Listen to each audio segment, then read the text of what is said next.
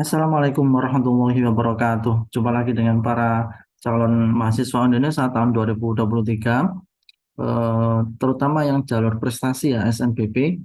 Teman sekalian, pada video kali ini saya akan mencoba mengupas tentang prodi-prodi di UNESA, Universitas Negeri Surabaya.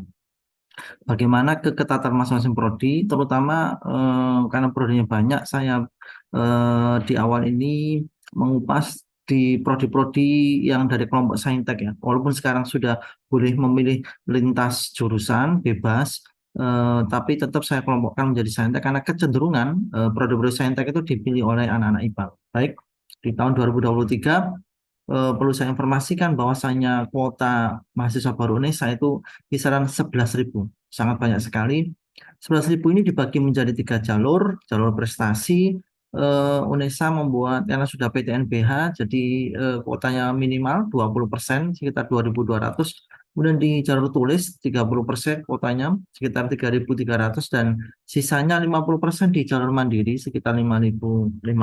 Nah, kita akan diskusi tentang keketatan. Apa itu keketatan? Keketatan itu adalah angka yang diperoleh dari daya tampung atau kuota dibagi dengan jumlah peminat kalikan 100%.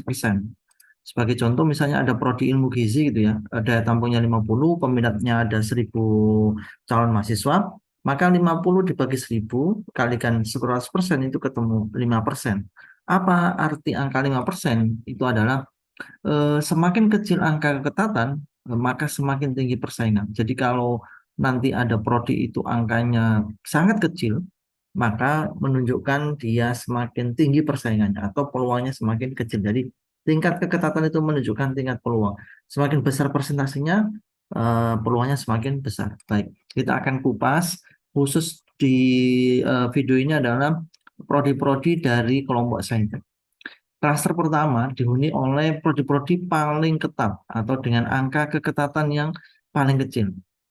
Prodi apakah di UNESA yang paling ketat? Ya, yang pertama ternyata ilmu gizi. Ini belum lama, masih baru, tapi karena memang ilmu gizi itu di kampus manapun itu banyak peminatnya, di UNESA juga ternyata banyak peminatnya. Kuotanya 98 cukup banyak, peminatnya paling banyak ini ya, 1.190. Sehingga keketatannya di 8,24. Nomor dua ternyata ada teknik informatika. Ternyata ini juga di kampus-kampus lain juga banyak peminatnya. Di Indonesia juga menempati urutan kedua. Kuotanya 84, peminatnya 752, keketatannya 11,17. Yang ketiga ada sistem informasi. Sama, di kampus lain sistem informasi juga banyak peminatnya. Di Indonesia juga menempati urutan ketiga. Kuotanya 70, peminatnya 590, sehingga keketatannya 11,86.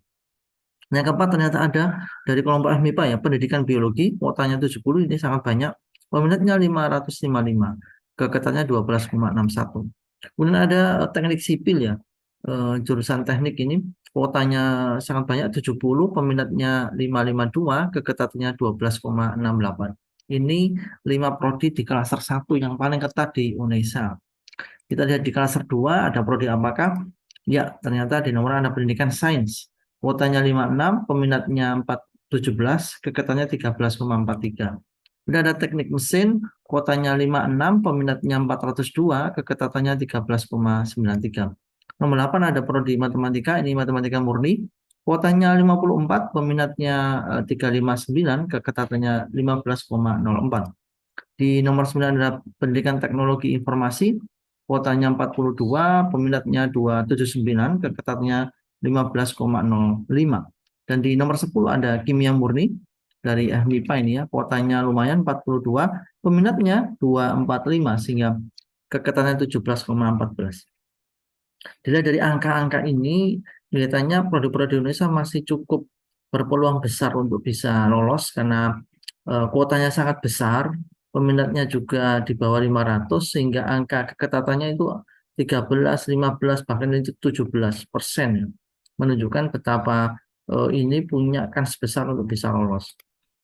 Di klaster ketiga ada pendidikan matematika, kuotanya 90, peminatnya 520, keketatannya 17,31. Kemudian ada biologi murni, kuotanya lumayan ini 70, peminatnya 383, keketatannya 18,28.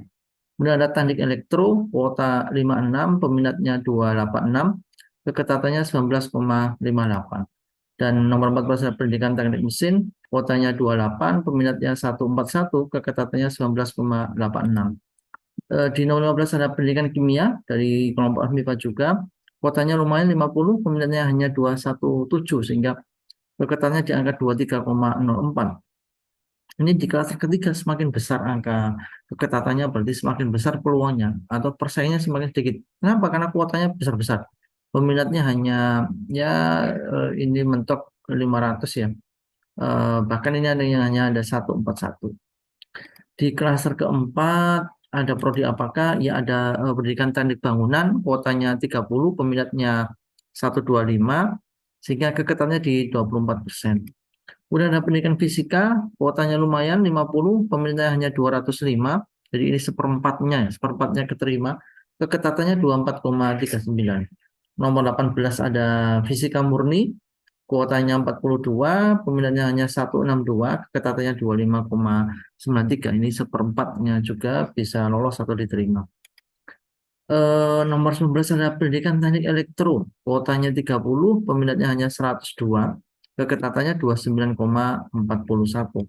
Dan terakhir ini prodi baru teman-teman, sains data, baru dibuka tahun ini di jalur prestasi maupun jalur yang lain.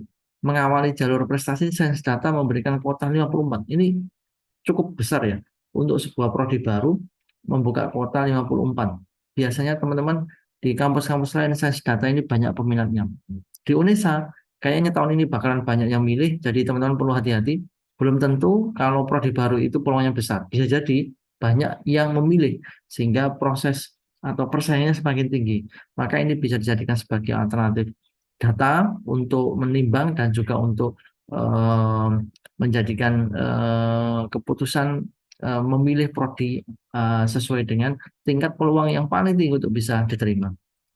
Baik teman-teman, di video selanjutnya kita akan diskusi tentang strategi pilihan prodi jika kita ambil lintas jurusan atau bahkan mungkin mengambil lintas wilayah di luar provinsi yang ada di sekolah kita. Bagaimana tekniknya? Nanti kita diskusi di video berikutnya. Untuk itu tetap semangat, ikuti video berikutnya. Wassalamualaikum warahmatullahi wabarakatuh.